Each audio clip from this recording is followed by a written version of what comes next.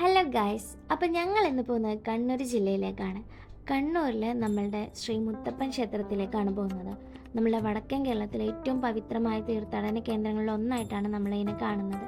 നമുക്കിവിടെ ജാതി മതം വ്യത്യാസമില്ലാതെ ആർക്കും വേണമെങ്കിലും നമ്മൾ മുത്തപ്പൻ്റെ അനുഗ്രഹം വാങ്ങിക്കാവുന്നതാണ്.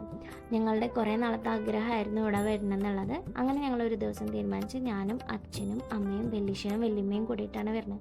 ഞങ്ങൾ ഓൾറെഡി കുറേ ഫുഡൊക്കെ കരുതിയിട്ടാണ് പോകുന്നത്. ഞങ്ങൾ പുലർച്ചെ പുറപ്പെട്ട് ഒരു 12:30 കൂടിയിട്ടാണ് ഇവിടെ എത്തുന്നത്. നമുക്കിപ്പോൾ ബസ്സിനൊക്കെ വരികയാണെങ്കിൽ തന്നെ നമ്മളുടെ പറശ്ശിനിക്കടവ് ബസ് സ്റ്റാൻഡിൽ നിന്ന് ഏകദേശം 1 കിലോമീറ്റർ അകലെയായിട്ട് കണ്ണൂർ സെൻട്രൽ ബസ് ടെർമിനലുണ്ട്. അവിടെ നിന്ന് ഒരു 21 കിലോമീറ്റേഴ്സാണ് അമ്പലത്തേക്കുള്ളത്. അതുപോലെ നമ്മുടെ റെയിൽവേ സ്റ്റേഷനിൽ വരികയാണെങ്കിൽ ഒരു 20 കിലോമീറ്റേഴ്സ് ഉണ്ട്. നമ്മുടെ അമ്പലത്തിൻ്റെ ഫ്രണ്ടിലെത്തി കഴിഞ്ഞാൽ നമുക്ക് 2 എൻട്രൻസ് ആണ് ഉള്ളത്. ഒന്നെന്ന് പറയുന്നത് നമ്മുടെ സ്റ്റെപ്പ് വഴിയും അല്ലെങ്കിൽ കാർ പാർക്കിങ്ങിലേക്ക് താഴേക്ക് പോകുന്നത്. സ്റ്റെപ്പ് വഴിയാണെങ്കിൽ നമുക്ക് അവിടെ ഒരു ഭഗവതിയുടെ ടെമ്പിളൊക്കെ ഉണ്ട്. അവിടെ തൊഴുതിട്ട് നമുക്ക് പതുക്കെ അങ്ങനെ വരാം. അല്ലെങ്കിൽ കാർ പാർക്കിങ് വരികയാണെങ്കിൽ നമുക്ക് ഏറ്റവും ഫ്രണ്ടിലെത്തും. അവിടെ കാർ പാർക്കിംഗ് ഏരിയ ഉണ്ട്. അവിടെ പാർക്ക് ചെയ്തിട്ട് നമുക്ക് അമ്പലത്തിൻ്റെ ഏറ്റവും ഫ്രണ്ടിലേക്ക് എത്താവുന്നതാണ്. ഞങ്ങളവിടെ പറശ്ശിനി പാർക്ക് എന്ന് പറയുന്ന അവിടെ ഹോട്ടലുണ്ട്. അവിടെ തന്നെയാണ് റൂമൊക്കെ എടുത്തത്. വളരെ നീറ്റായിരുന്നു. പിന്നെ നമുക്ക് അഫോർഡബിൾ ആയിട്ടുള്ള റേറ്റിലാണ് നമുക്കിവിടെ റൂമൊക്കെ കിട്ടുന്നത്. അങ്ങനെ ഞങ്ങൾ വണ്ടിയൊക്കെ പാർക്ക് ചെയ്തതിന് ശേഷം ഞങ്ങൾ അമ്പലത്തിലേക്ക് പോയി. ഇവിടെ നമുക്ക് പ്രസാദമായിട്ട് കിട്ടുന്നത് പയറും നാളികേരത്താണ്.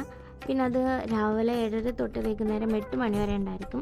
പിന്നെ ഉച്ചയ്ക്കും രാത്രി ഇവിടെ ഊണ് ഉണ്ടായിരിക്കും. ഉച്ചയ്ക്ക് 12:30 തൊട്ട് 2 മണി വരെയും രാത്രി 7:30 തൊട്ട് 9 മണി വരെയും.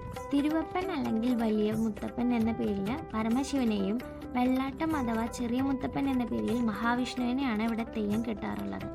മുത്തപ്പൻ്റെ ഐതിഹ്യങ്ങളും പുരാണ കഥകളും ഇതിൽ ഉൾക്കൊള്ളിക്കണമെന്നുണ്ട്. പക്ഷേ നമുക്കതിനുള്ള വീഡിയോസ് ഇല്ലാത്തത് കൊണ്ടാണ് ഞാൻ കുറേ ഒന്നും എടുത്തിട്ടില്ല.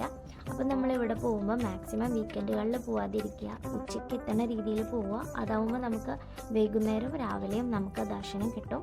പിന്നെ നമ്മൾ മസ്റ്റായിട്ട് അമ്പലത്തിലെത്തിക്കഴിഞ്ഞാലും തൊഴേണ്ട 3 അമ്പലങ്ങളുണ്ട്. അതിൻ്റെ വീഡിയോസ് ഞാൻ ഡീറ്റെയിൽസ് എല്ലാം അടുത്ത വീഡിയോസിൽ ഞാൻ ഇടുന്നതായിരിക്കും. അവിടെയും കൂടി തൊഴുതിട്ട് വേണം നമ്മൾ തിരിച്ച് വീട്ടിലേക്ക് പോകാൻ എന്നാണ് ഐതിഹ്യം. ബാക്കി ഡീറ്റെയിൽസ് എല്ലാം അടുത്ത വീഡിയോയിൽ ഉൾപ്പെടുത്തുന്നതായിരിക്കും. അപ്പോൾ ഇന്നത്തേക്ക് ബൈ.